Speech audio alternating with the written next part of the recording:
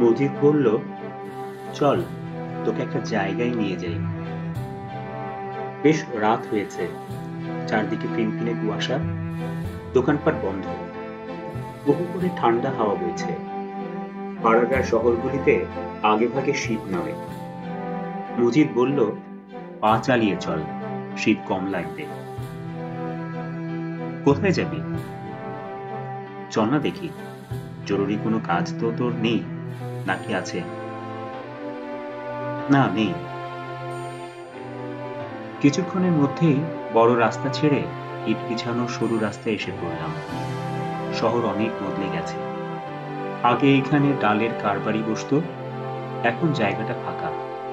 পিছনেই ছিল কার্তিকের মডার্ন সেলুন। সেখানে দেখি একটা চায়ের স্টল। শীতে গুটিসুটি মেরে লোকজন চা খাচ্ছে। আমি বললাম, এক দফা চা খেয়ে নিবি নাকি মজিদ? হুম, দেরি হয়ে যাবে। শহরটা বদলে গেছে একেবারে। মহারাজের চপের দোকানটা এখনো আছে? আছে। হাঁটতে হাঁটতে ধর্মতলা পর্যন্ত চলে এলাম। ধর্মতলার গা ঘেঁষে গিয়েছে হাড়িখাল নদী। আমি আর মজিদ গোপনে সিগারেট টানবার জন্য কতবার হাড়িখালের পাড়ে এসে বসেছি, কিন্তু এখন নদী টদী কিছু চোখে পড়ছে না। নদীটা কোথায় রে মজিদ? হাড়িখাল এই দিকেই ছিল না? ওই তো নদী, সাবধানে আয়। একটা নর্দমার মতো আছে এখানে, পা পিছলে পড়ে গিয়েছিলাম। সামলে উঠে দেখি নদী দেখা যাচ্ছে। আমরা নদীর বাঁধের উপর দাঁড়িয়ে আছি। সরু ফিতের মতো নদী অন্ধকারেও চিকমিক করছে। আগে এখানে এরকম উঁচু বাঁধ ছিল না। নদীর ঢালু পাড়ে সর্ষের চাষ হতো। মজিদ চুপচাপ হাঁটছিল। আমি বললাম, আর দূর কত? ওই দেখা যাচ্ছে। কার বাড়ি? আয় মা, চুপচাপ, খুব সারপ্রাইজড হবি। একটি পুরনো ভাঙা দালানের সামনে দুজন থমকে দাঁড়ালাম। বাড়ির চারপাশ ঝোপঝাড়ে অন্ধকার হয়ে আছে। সামনের অপরিচ্ছন্ন উঠোনে 4-5টা বড় বড় কাগজি লেবুর গাছ। লেবুর গন্ধের সঙ্গে খড় পোড়ানো গন্ধ এসে মিশেছে। অসংখ্য মশার পিনপিনে আওয়াজ। মজিদ খটখট করে কড়া নাড়তে লাগলো। ভেতর থেকে মেয়েলি গলায় কেউ একজন বলল, কে?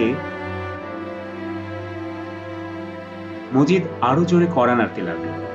হারিকেন হাতে একটা লম্বা রোগা মতো শ্যামলা মেয়ে দরজা খুলে দিল। মজিদ বলল, কাকে নিয়ে এসেছি দেখ। আমি কয়েক পা এগিয়ে থমকে দাঁড়ালাম। মেয়েটি হাসি মুখে বলল, আপনি আমাকে চিনতে পেরেছেন তো? আমি নন্দিনী। আমি মাথা নাড়লাম। আপনি কবে দেশে ফিরেছেন? 2 মাস হবে। এতদিন ঢাকায় ছিলাম, এখানে এসেছি গতকাল। মজিদ বিরক্ত হয়ে বলল, ভিতরে আয় না, ভিতরে এসে বস। ঘরের ভিতরটা বেশ বড়। একটি টেবিলে কাচের ফুলদানিতে গন্ধরাজ ফুল সাজানো। চৌকিতে ধবধবে সাদা চাদর বিছানো। ঘরের অন্য প্রান্তে প্রকাণ্ড একটা ইজি চেয়ার। মজিদ গা এলিয়ে ইজি চেয়ারে শুয়ে পড়ল।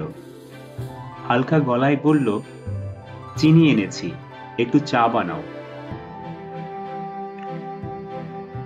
নন্দিনী হারিকেন দুলিয়ে চলে গেল। আমরা দুজন অন্ধকারে বসে রইলাম। মজিদ ফস করে বলল, সারপ্রাইজড হয়েছিস নাকি?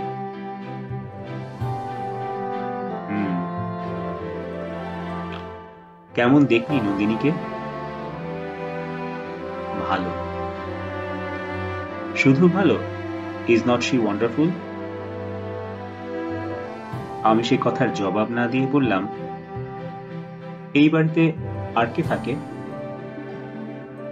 সবাই থাকে। সবাই মানে? মজিদ কিছুক্ষণ চুপচাপ থেকে ঠান্ডা গলায় বলল, তুই একবার নন্দিনীকে প্রেমপত্র লিখেছিলি না?